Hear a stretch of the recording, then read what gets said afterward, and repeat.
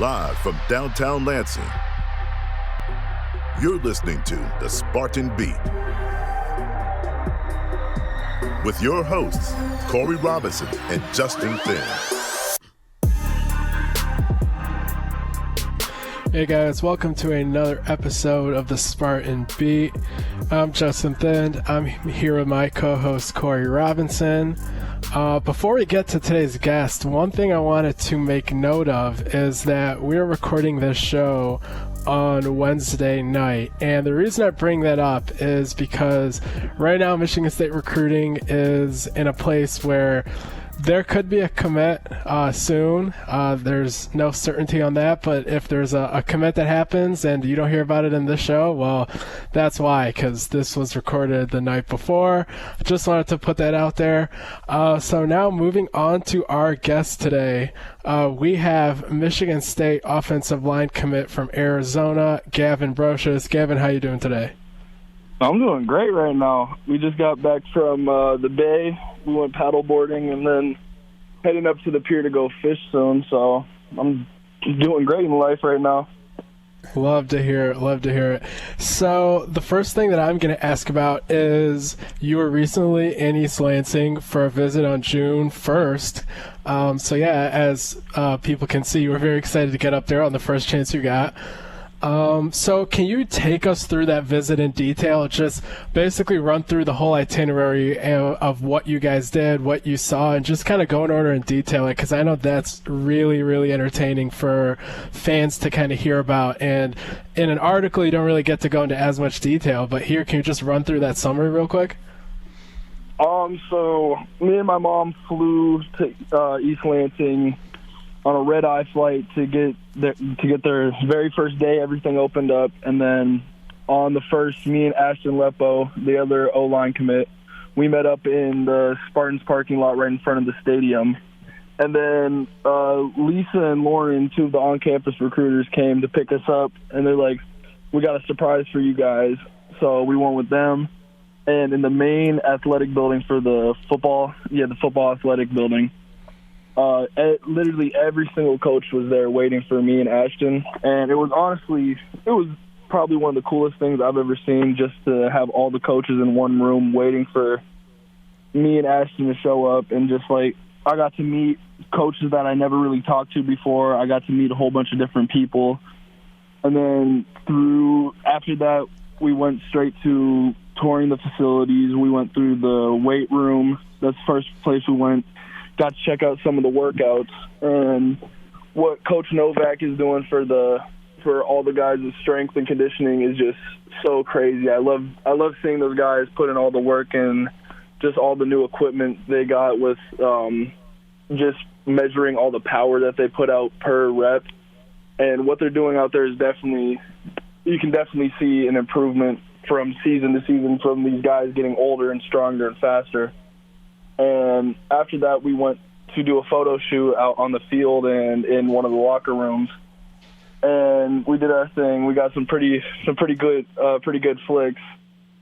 Then we were just chilling on campus most of the day. Got to talk to a lot of the players that I've texted back and forth, and got to actually meet them. And then to wrap up the whole entire day, I had a really good one-on-one conversation with Coach Tucker, with me and my mom in his office, and I could tell that they really know who they want. They know what they want to do with that team, and they're my family now. Like, that's all I can really say is Michigan State is my new home, and all the coaches, all the players, that's my new family.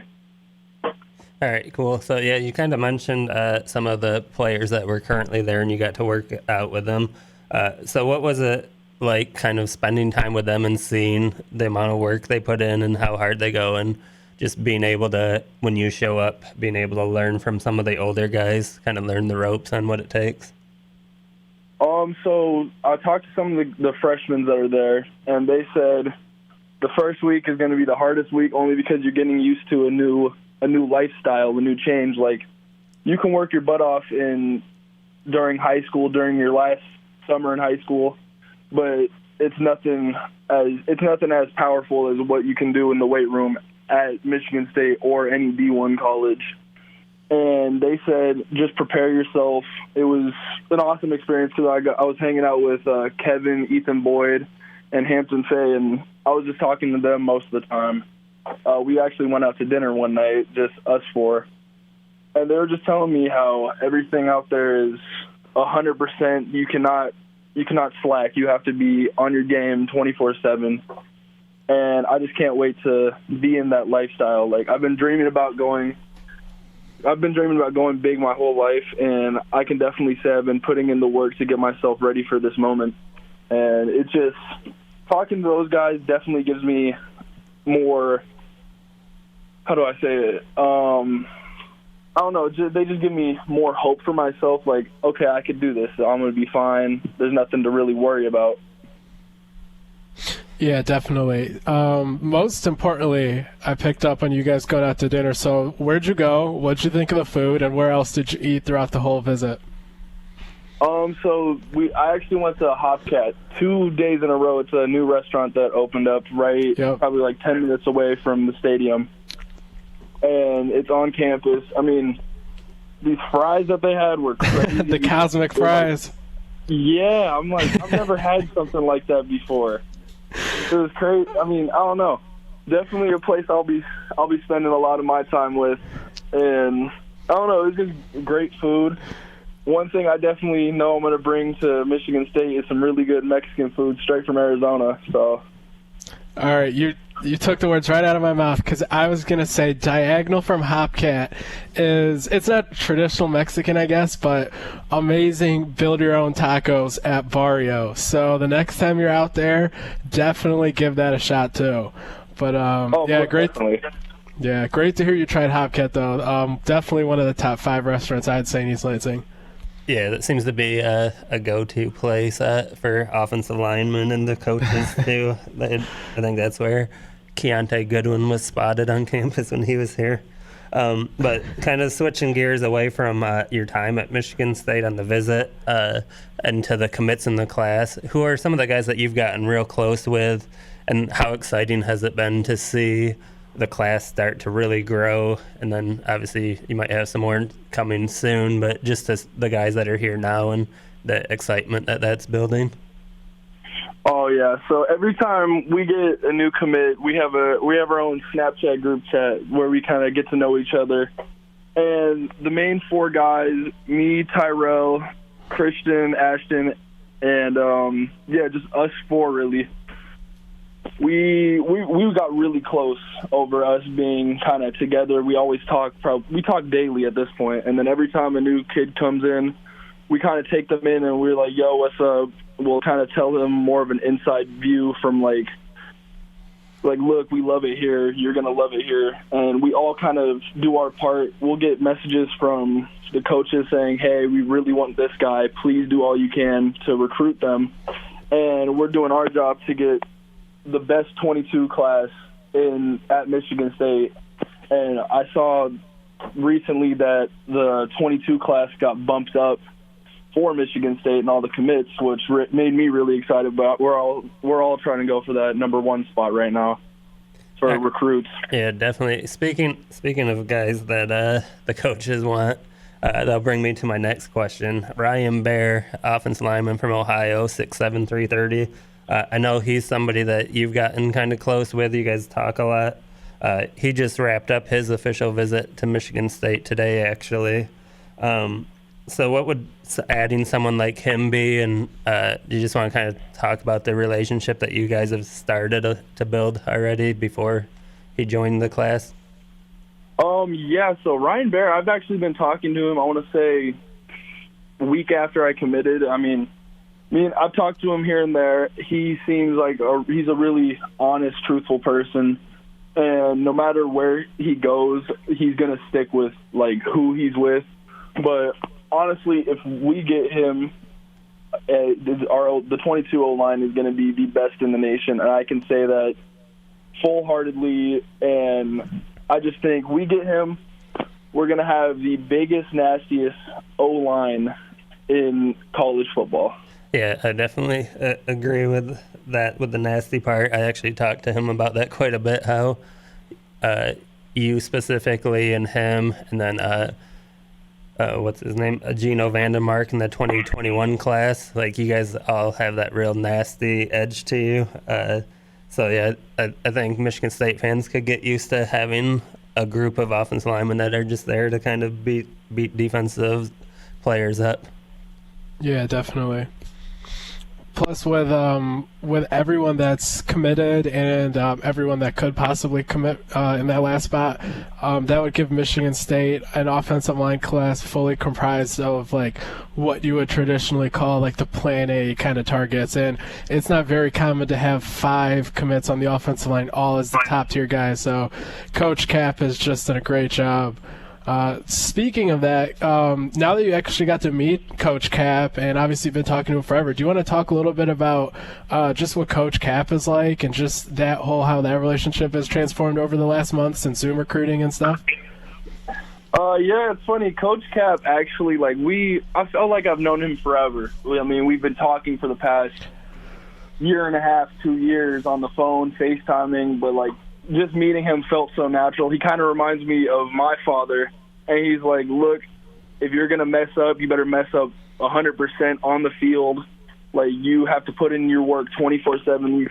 You can't be goofing off in classrooms. Like, he's been around. He knows what he wants. He knows what he's doing.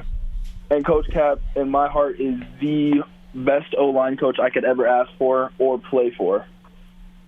Yeah, definitely. I actually got to watch him work at camp, and that he was super focused and he wasn't taking. He made a list of the guys he was there to see, and he was zeroed in to make sure he saw what he needed or see what he didn't want to see from those guys and make a decision from there. But what's some of the things that you're really working on right now to get ready for the senior season that you want to maybe improve or add to your game before you have that last year of high school?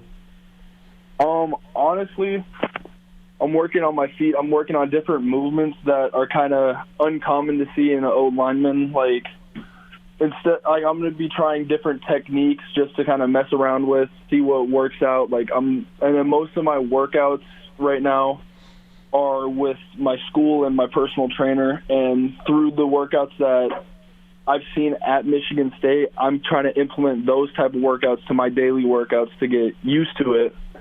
And then honestly, just footwork and speed would be my main concern at this point.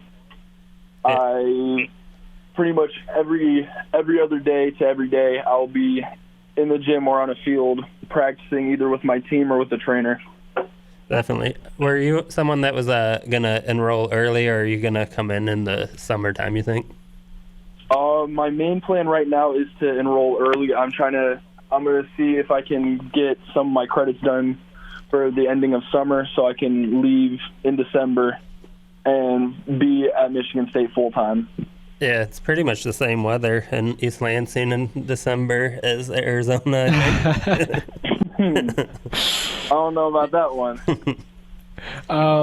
Last thing, I think we talked about these kind of things the last time you were here for the other episode that we did for our previous podcast, but I always like to give the fans a chance to get to know the person in addition to the player. So what are some of the things you do in the rare occasion that you're not working on football? What are some of the artists you listen to? What are you watching on Netflix? Just tell us about what you do for fun.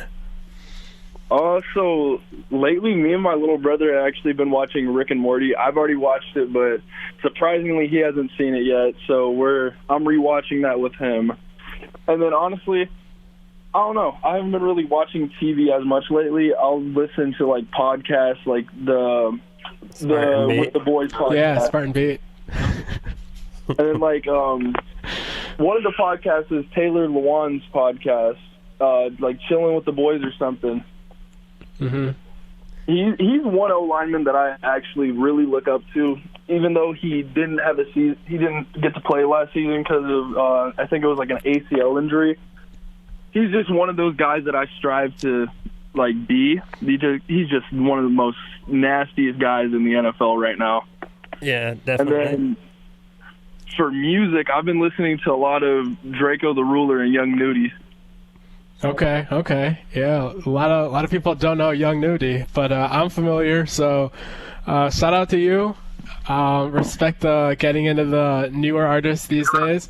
Corey, you have anything else? Yeah, I just wanted to thank you for coming on short notice where other guests had to cancel because they had plans. And I know you and your family were in San Diego on vacation, and you still took out time to do this. So definitely wanted to say thank you for joining us. Yeah, definitely. Oh, of course, anytime. All right, guys, that was MSU commit Gavin Broscious, and after the break, Corey and I will talk some recruiting details. NBC News Radio, I'm Brian Shook.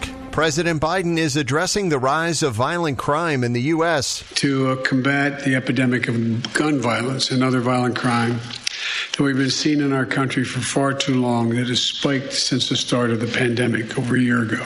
The strategy places a heavy emphasis on curbing gun violence, including tougher enforcement on gun dealers who violate federal laws. Biden's giving cities and states a green light to use federal COVID relief money to boost law enforcement. 4 people are hospitalized and 2 others injured as the result of a pedestrian bridge collapse in Washington, D.C. It happened in the northeast part of the district today. A truck experienced a diesel fuel leak after being partially crushed underneath the bridge. FBI Director Chris Wray is again pointing to domestic terrorism as a growing threat in the U.S. Lisa Taylor reports. I've repeatedly highlighted the severity of the threat more than a dozen times in testimony since starting in this job. Wray testified in a Senate hearing and noted the ongoing investigation of the January 6th attack on the Capitol. He called it a massive undertaking. Wray was pressed about the intelligence the Bureau had compiled before the attack. He said there were hints of some violent intent, but nothing pointing to hundreds of people breaching security and assaulting the Capitol. Wray also expressed concern about the spike in violent crimes across the U.S., including murders. R. Kelly is now in a jail in New York City. The 54-year-old singer was moved from Chicago and is being held at the Metropolitan Detention Center in Brooklyn. He's facing trial on federal sex trafficking charges. Kelly has pleaded not guilty to all the charges he's facing. It's another record day for the NASDAQ. The tech-heavy index posted yet another record high amid an otherwise relatively quiet day on Wall Street. At the close, the Dow Jones dropped 71 points to 33,874. You're listening to the latest from NBC News Radio. Call it a sense of purpose, a higher calling, essential to our children's future. We call it our passion at Dean Transportation. We are a family, hardworking folks who for more than 60 years have connected children to learning, schools to our communities, and you to a better career, pioneering the best in health and safety standards because it's simply what we do, because safe student transportation has always been essential. Dean is now hiring community-focused individuals for immediate school bus driver, attendant, and mechanic positions for local schools throughout mid-Michigan. To learn more, visit jobs@dean.com/Lansing. Experienced applicants will receive up to a $750 sign-on bonus. For individuals with no prior experience, Dean will pay you to train. Positions may also allow you to start and stop work from local parking locations or your home throughout mid-Michigan. If you're looking to make the community a better place, we'll put you in the driver's seat. Join the Dean Transportation family today at jobs@dean.com/Lansing. Boyne Golf presents Michigan's Magnificent 10. 10 extraordinary courses set among 3 incredible resorts with plenty of wide open spaces where the extra long days let you play and play and play. And when you're done, a variety of amenities and charming towns await. The golf's so varied, the accommodations so welcoming, each visit's a new experience. So visit BoyneGolf.com to plan your time here. That's BoyneGolf.com.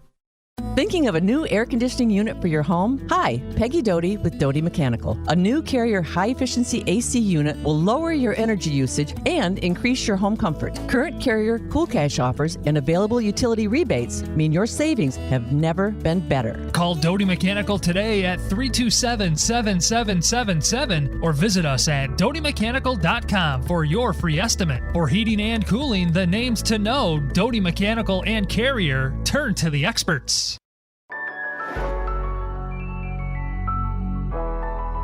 The Spartan Beat. If you don't compete, you're going to stick out like a sore thumb. Spotlight Radio Network.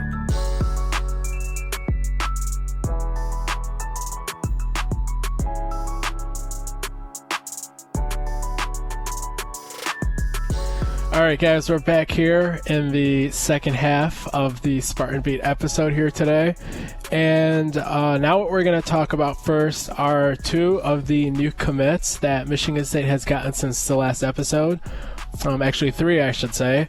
And so we'll start off first by talking about a commit that we had known for quite a while, but we couldn't really talk about because that's just how recruiting for this position occurs, and that is kicker commit Jack Stone. Corey, you want to run through the timeline of how that recruitment kind of went down, and then just a little bit about Jack Stone? Yeah, definitely. Jack Stone, he's a 6 foot, 186 pound kicker from Texas, Highland Park, which is a really good school down there. He actually got the offer very early the previous week from the coaching staff, but he held on to announcing that publicly until he got on campus, and then he ended up actually just announcing the offer and commitment all at once. With how Justin alluded to, kicking and punters and all that stuff, that can be some pretty cutthroat where teams try to jump in late if they find out a guy offers. So they did a good job of getting him on campus and getting the commitment from him before you added a bunch more sharks to the water, so to speak. He was 1B for them. 1A was Will Stone, another Texas kicker. He ended up he was actually pretty close to committing to Michigan State, actually, but then in the last second, Texas, the home state Texas Longhorns offered him, and he was actually from Austin even, so it was the same city. So they lost him, but Jack Stone was the 1B on their list. So to be able to nail that position down early, which is a huge need with Matt Coughlin leaving, is huge. On the field, he's got a huge boot. Like he kicks the deep field goals. He's going to come in ready there. And another aspect that he brings that Michigan State fans may appreciate is he's actually good at kicking off, which seems to have been a struggle for Michigan State for the last, I don't know how many years, like 4 at least. He averages over 76 yards on kickoffs, so that's going to translate over to college. So we'll probably stop seeing so many returns on the kickoffs when he arrives. Yeah, definitely. And another interesting thing is, in case some people were kind of confused between following the recruitment of Will Stone and Jack Stone, yes, these two guys have the same last name. Yes, they're both from Texas. So if you are just remembering the last name and the home state, you're probably thinking, wait, what's going on here?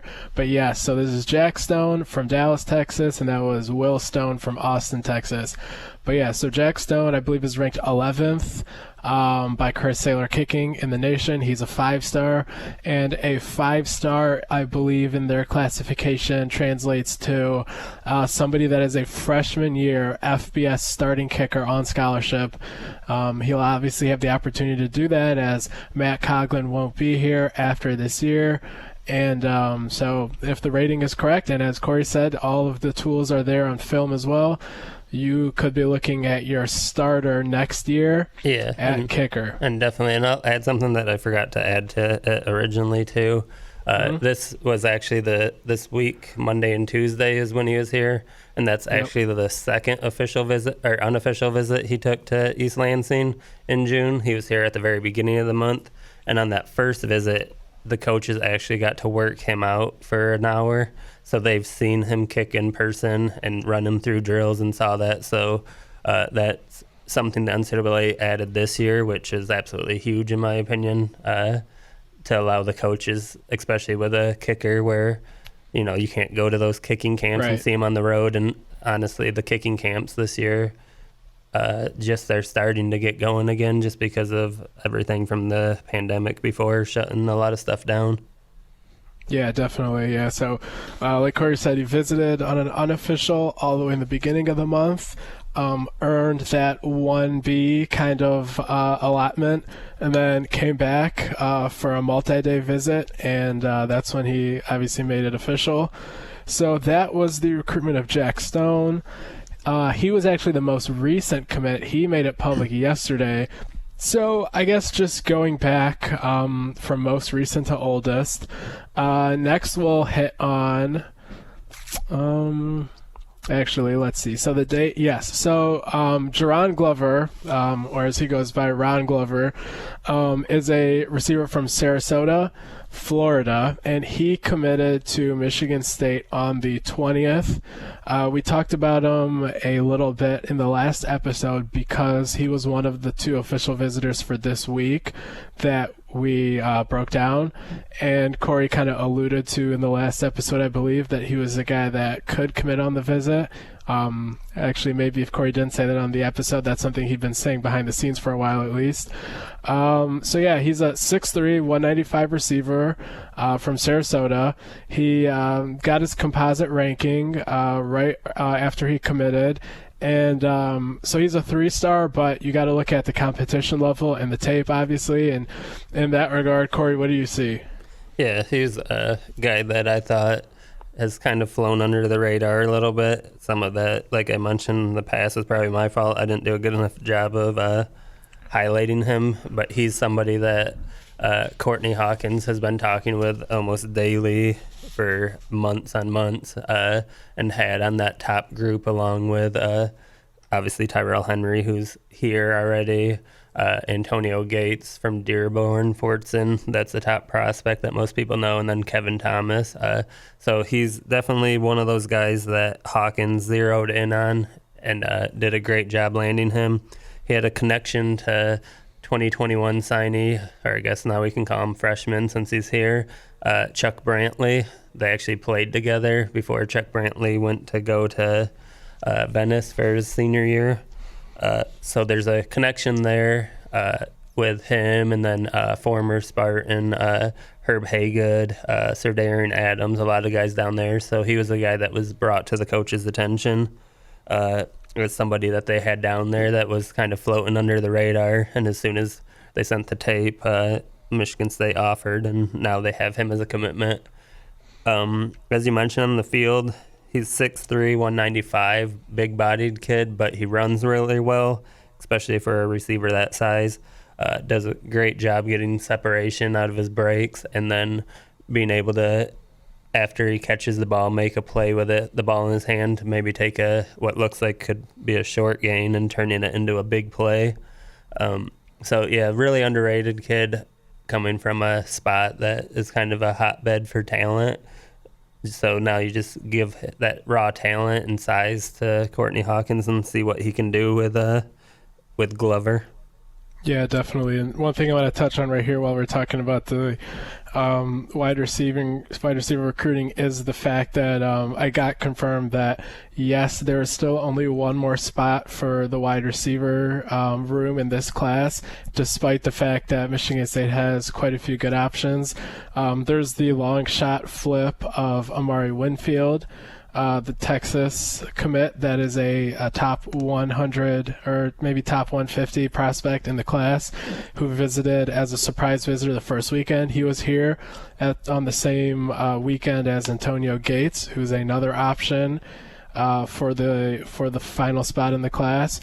There's Sean Miller, the IMG wide receiver, who's formerly, or I think his dad is formerly from the Flint area, and he still has family here. He's visiting this upcoming weekend. And then also visiting this upcoming weekend is Kevin Thomas. I believe Corey and I are both in agreement that he's our favorite prospect, but at the end of the day, the fact that the staff is willing to let any of these 4 guys take the final spot kind of lets us know that everyone's pretty much in the same talent level group. There's no huge disparity there. But yeah, Corey, is that fair to say? Yeah, definitely. I definitely agree with that. And I think that's a theme that you've kind of seen with the coaching staff across the board, even not just wide receiver. They lock into guys that have the talent that they're looking for and the size and all of that, but it's not a lot of times that you see them like zero in on one guy. It's like they'll get that top group and say, okay, we're comfortable with any of these people from this group. If whoever commits to us first, we're happy with it, and we'll run with it at the end of the day. And yeah, definitely that's definitely the case and read that I get from them when it comes to wide receiver recruiting. Definitely. So then the the oldest commit here in the last week was the June 19th commitment from Arizona tight end Michael Masunis. He's a 6'5", 235-pound guy with, I believe I reported, 6'11" wingspan. He's one of the two tight ends that's been in the news recently. The other one we'll get to here shortly. But so Masunis committed to Michigan State. He's the second Arizona commit for the Spartans. Obviously, the other one being Gavin Broscious, who was on the show earlier. But yeah, so tight end recruiting was something I guess a lot of people were worried about here just, I guess, a month or so ago. But seems like it's turned a corner. Corey, what do you want to say about Masunis? Yeah, he's a guy that I understand why he's not going to be like that guy in the class that you talk about that everyone's really excited about, because he's an old school tight end, you know, and he's not the running back, he's not the quarterback, he's not a big offensive lineman. But to me, he's going to be one of the most important recruits in this class, because as most of you have seen, tight end has been a struggle for Michigan State since probably Josiah Price left 2015, 2016, whenever he left. That's too long to go without having a good tight end. And even more so, the blocking at the tight end position has been atrocious for Michigan State. And Masunis is a guy that's going to come in and probably be the most capable blocker in the tight end room as a freshman, for better or worse, unless they were to pick up a more traditional transfer portal tight end, which I don't suspect they would need to anymore. So, yeah, I think he's just really underrated, and I understand why, but he's going to be a major player for them.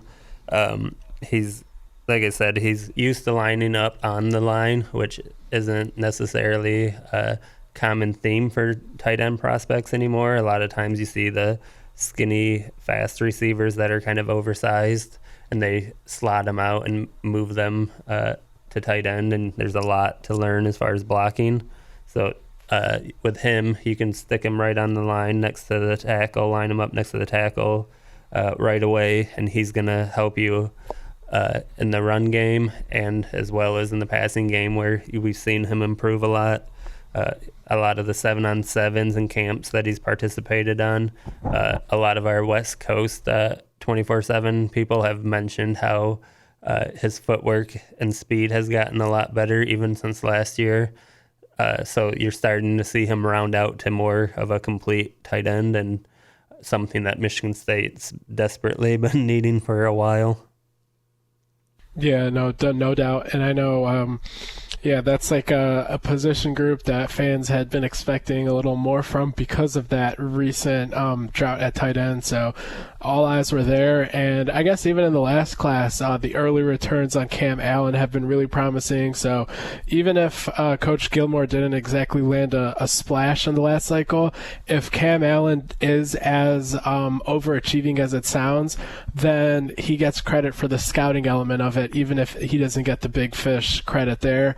And then in this cycle, like you said, Masunis, another underrated get because of the ceiling that he has with the measurables.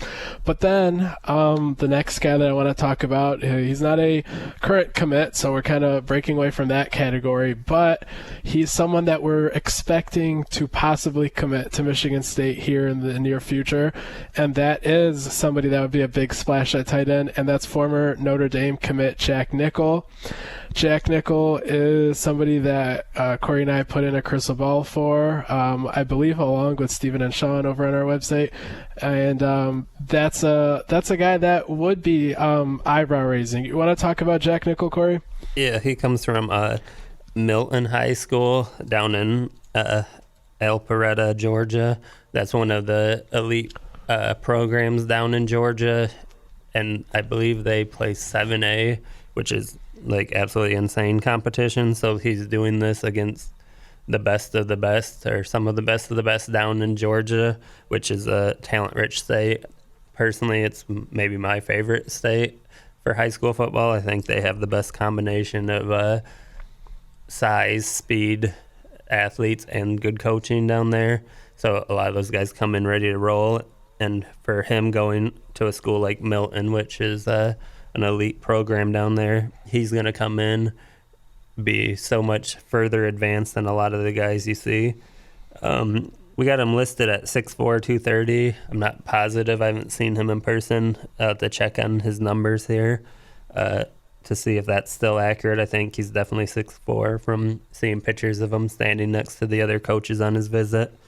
But he's a really good receiving threat. Like, he's much further along than Masunas, who we just talked about, as far as a pass catching threat. But even him, he's got the good build and size to be able to project him on the line, being a plus blocker as well. But yeah, like you said, he was committed to Notre Dame. He had offers from California, Virginia Tech. His offer list was over 25. Try to think of who else. Florida State, Georgia Tech, Indiana, Iowa, which obviously is tight end U. So, if you got the Iowa offer and they were coming at you, LSU, Maryland, Miami, Oregon, Penn State. So, he basically had just about every offer you want to see. So to be able to land him would be huge. Like I said, we put the crystal ball in on him off of some intel we've heard. I feel pretty good about that. I think he's going to take his Cal official visit this weekend. And outside of something completely crazy happening on that visit, I think not that far after, he'll join the Michigan State class and give them 2 tight ends in the class. And then, like you said, Cam Allen, Malik Carr was added in the transfer portal. So now all of a sudden a position group that probably was the worst as far as talent and depth, now you're starting to see a lot of good positive things coming out of the guys that they've been able to land. So hopefully that will bring the tight end position back into the offense, which when Jay Johnson was hired in, he mentioned the tight end is the MVP of my offense. I need that to do everything I want to do. And he probably made that comment before he realized how terrible the tight ends are here. so he'll probably be one of the happiest guys to see all of the additions that Ted Gilmore has been able to bring to the position group, to let him do a few different things where you can split out a Carr and a Cam Allen until they get bigger and more physical, but then you still have Jack Nickel and Masunas potentially that you can line up on the line in the traditional set and have a guy that can go out there and block for you. Yeah, definitely. Yep. And I actually forgot to mention Malik Carr when I was giving Gilmore some props there. So yeah, that's another guy, another tight end that Michigan State has added here in in 2021, that's Malik Carr, who's a former 4-star. That could be possibly Jack Nickel, who's a former Notre Dame commit with all those offers that we talked about. And then a great physical asset in Michael Masunas. So that would be 3 pretty good gets here since the turn of the calendar by Michigan State.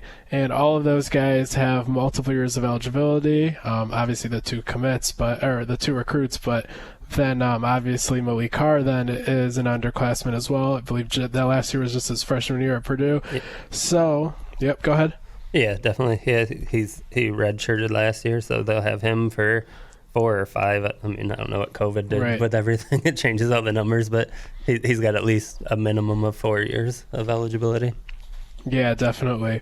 So we talked about him a little bit with when Gavin Broscious was on the show, but the other recruit in addition to Jack Nickel that everyone's kind of looking at here right now, and that is because he actually tweeted out that he's canceling his last visit and committing soon, that is Ryan Baer. Corey, you know Ryan and his dad very well. I'll just let you talk about what your take is on Ryan as a prospect, and then also just, I guess, whatever you want to share about this recruitment. Yeah, Ryan, he's 6'7", 331 out of Ohio. Really physical, nasty kid, kind of that same mold as Gavin and Gino Vandemark, which I mentioned earlier. Like, those are the offensive linemen you want, because they're gonna give it every single snap. They're gonna be in there mixing it up. So he took a midweek visit to Michigan State, which just wrapped up this afternoon. I was able to talk to Ryan, his family, his mom, dad, And then his girlfriend was on the visit too, Olivia, so she was big in the recruitment part of it too. His sister wasn't able to make this trip, but she was with most of them. But as far as his recruitment goes, like you mentioned, he canceled the Notre Dame visit. He gave me a heads up that he was going to do that, but obviously I was going to let him make that announcement, which he did about a half hour after our conversation. The reason that they got rid of the Notre Dame visit is because while they appreciated Notre Dame coming in, they kind of came in a little late, and they just, as a family, they're like, we've been a lot of places this June. Notre Dame's not a place we're going to go, so let's not waste our time, and let's not waste Notre Dame's coaches' times, because it's just not where we're going to go. So now you look at it where he's going to have a decision to make following the visit from Michigan State. There's obviously Michigan State's there. Kentucky's another team that's been mentioned high for him. I think one of their writers at Kentucky put a crystal ball in for him. I'm not saying that he won't go there, but we'll see on that. It might have been premature. Maybe they're right. And then Illinois and Virginia were two other schools that he took official visits to earlier in June. He had good things to say about both of those programs. And then he also took an unofficial to Pittsburgh.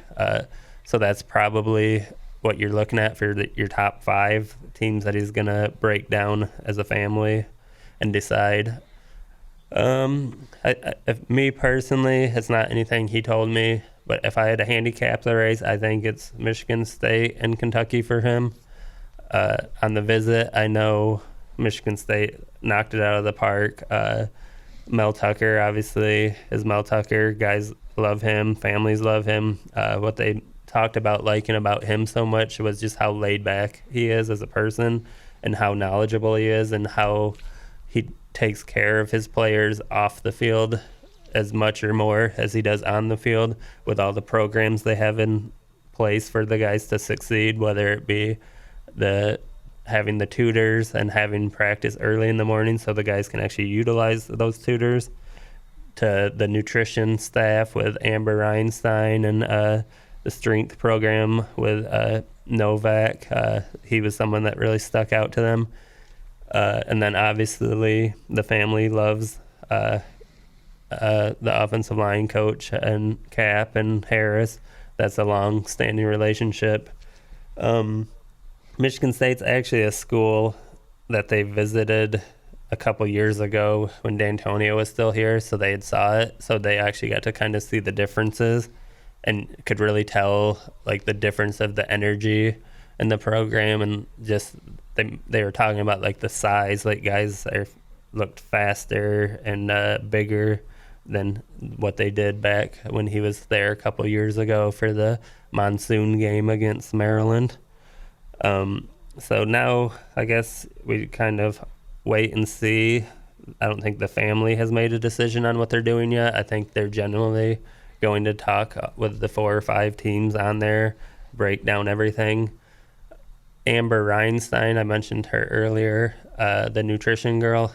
She may be the ace in the hole for Michigan State. She did a great job on the visit, really connecting with the family. They loved everything she brings to them from a nutrition standpoint, but they also saw her as just like a really good person who really loves their players and cares for them, and that was obviously evident. And they went as far as to say that maybe that's something that the other schools don't have. They don't have the Amber Reinstein, and they didn't think that the setup that they had for the academic end of it was as good at other schools as it was at Michigan State. So those obviously are huge deals that can separate you in a tight race. And then of course they got to meet when they were at Mel Tucker's house for dinner. They got to eat a bunch of steak and a lot of good food. They absolutely love that. But they got to spend time with Michigan State's head basketball coach, Tom Izzo.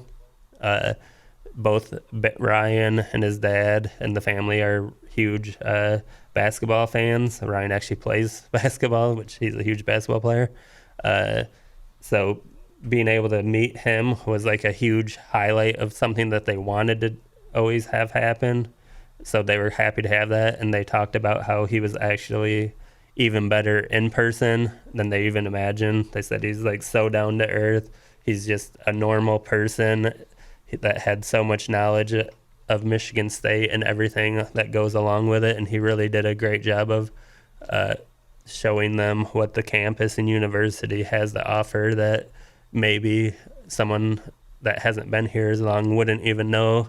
But for Tom Izzo, who's been here forever, that was a conversation that really stuck out with them and made a huge impact on them as well. Yeah, definitely. You basically covered everything with there, but yeah, like you were saying, that crystal ball for Kentucky was made prior to his Michigan State visit. So yeah, it could be right, could be wrong, we'll see, but it was made before the visit. So wasn't exactly taking everything into account there. So speaking of crystal balls, another crystal ball we put in is for Shannon Blair, who's announcing Friday, so 2 days from the day we're recording this. Just quick thoughts on Shannon Blair. He's somebody we've talked about a lot, but just a couple 1 minute summary on what you think Blair's like as a product, as a prospect. Yeah, definitely. 6'1", 6 foot type of guy, really quick twitch. Very similar to Chuck Brantley, I think. Needs to add a little weight, but the talent level there is definitely there. His offer list isn't as good as some of the other guys that they've been known to land, but for me, I think he's somebody that will make a big impact at college, and I think he's a difference maker, and I trust that Harlan Barnett and Mel Tucker know what they're looking for, and Travaris Tillman when they're looking for defensive backs, and he's a guy that they prioritized early and stayed on the entire recruitment. Yeah, definitely. So he's announcing soon, and then somebody that is not at all announcing soon, that at least for what we know of right now, is 2023 tight end Brendan Parachek. He's a guy that I'm bringing up because we're speaking of crystal balls, and that's a guy we've put crystal balls in recently, today actually, on Wednesday. And Stephen Brooks had a really good story with lots of quotes from Brendan in there. He did not hide that he is very, very interested in Michigan State in that story. Corey also talked to him behind the scenes as well. He echoed the same thoughts. And so Parachek is a kid that is ranked as an 88 on the 24/7 Sports the scale where they rate the prospects, and that has him at 6th in the state of Michigan for next year's class. And once guys outside of the top 24/7 start getting 4 stars, I believe he's in line to get a 4th star, because it's been, I don't know if it's ever been the case, but the 6th ranked player in Michigan is basically usually a shoo-in to be a 4-star. I know in the 2022 class, it went up to the 10th ranked player in terms of getting a 4th star. So essentially, myself, Corey, and Steven today put in a crystal ball for Michigan State to land an in-state 4-star in 2023. That's something that fans have been asking for the staff to do for a while, so we'll see if that holds up. Probably a long way to go in the recruitment, but at the end of the day, the future cast is for how it's looking right now, and it's looking good for Michigan State right now, and he's not a prospect that would suddenly not become a take. Corey, you want to talk about the kind of prospect he is there, and maybe if I missed anything about Crystal Ball rationale? Yeah, no, as most of you guys know, I don't go too early on crystal balls, so for me to go on that one probably is a good indicator on how much he was actually wowed with Michigan State, and I know Michigan State likes him a lot. I think he's going to be a really good player, and as you guys know, I grade Michigan quite hard. We got to see him in person at the Ferris State camp, like that. He looks already like he could play tight end in college, just a really physically well put together kid. And Michigan State on their visit, if they weren't at the lead at the beginning, they're definitely the clear-cut leader following the visit. So that'll be interesting. Now that you have kids on campus, you know, it's not out of the question that some of these 23s start committing early just because they've been able to see it now. So it'll definitely be a recruitment to keep an eye on for Michigan State fans. Yeah, for sure. So real quick, just touching on the visitors for this upcoming weekend here. We have Jared Beatty, and Jared is from Oswego, Illinois. He's a guy that's rated as a linebacker from his 24/7 profile, but he's a defensive end target from Michigan State and Ron Burton. With Curly Thomas kind of unexpectedly committing to Cal, him and Chase Carter are the two defensive end targets primarily. And so it'll be interesting to see what Michigan State can do there. I think he really likes Minnesota and Illinois as well. So it'll be a pretty Big Ten-centric battle there. And then we have Kevin Thomas, who Corey and I were saying earlier is our favorite guy at the wide receiver room out of the realistic kind of guys. So he's a 6'3", 187 track guy from Pennsylvania, Neiman Grady in Philadelphia. If you can get a 6'3" guy with that kind of speed, you'll do pretty well in the passing game. We have Ade Willie, the IMG Academy cornerback. He's visiting with his teammate from IMG as well, and that's Sean Miller. Miller, like I said, he's his dad's a former Flint native. He's pretty interested in Michigan State. He's ranked 505th. He's a high 3-star in the class. He's a guy that also has the opportunity to take that final spot in the wide receiver room. Corey, is there anything you want to add about any of these guys that I listed here? Yeah, I think the names that stick out to me going into the visit at least is Kevin Thomas, the wide receiver from Philadelphia. I think if we put a crystal ball in on him following his spring visit, just because after talking with him and his mom following the visit, I just felt, Michigan State did a great job leading up to this visit. I know he's gotten a little bit of West Virginia buzz where he followed that visit, but I would not be totally shocked if Michigan State is able to kind of push that one forward and maybe even potentially get a decision out of him. Just because I know his mom specifically is so impressed with Mel Tucker and Courtney Hawkins, and with all the feedback we've gotten from various recruits about Mel Tucker when they're on campus, I think that's got a chance to really move the needle for the Thomas family. And then Beatty too, I think, like you said, he's got some competition there, but Michigan State can sell playing time for sure with 4 of the top 5 defensive ends being seniors this fall. Yeah, for sure.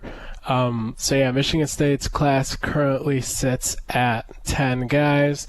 If one of these wide receivers commits soon, and then we are also looking at Shannon Blair here in the near future, possibly a second cornerback commit trying to reserve a spot. And then you're looking at Jack Nichols. So the number could go up from 10 here pretty soon with a lot of the various guys that are in play. Plus, we have a quarterback that Michigan State is working on trying to flip from Boise State, and Caton Hauser. He's somebody we didn't want to talk about too much on the show, but just a reminder that that's somebody that we're monitoring. Like I kind of mentioned in our VIP thread, our guys out in the West Coast are really, really plugged into that and talking to his family. But in exchange for our website kind of being plugged in pretty well, we're definitely making it a priority to respect his privacy until he tells both staffs his final decision. But yeah, so a lot of good news could be on the forefront for Michigan State with all the different guys making decisions. And if you want to stay updated, go ahead and subscribe to our website. Check us out there. I'm Justin. That was Corey. And that does it for this episode of the Spartan Beat.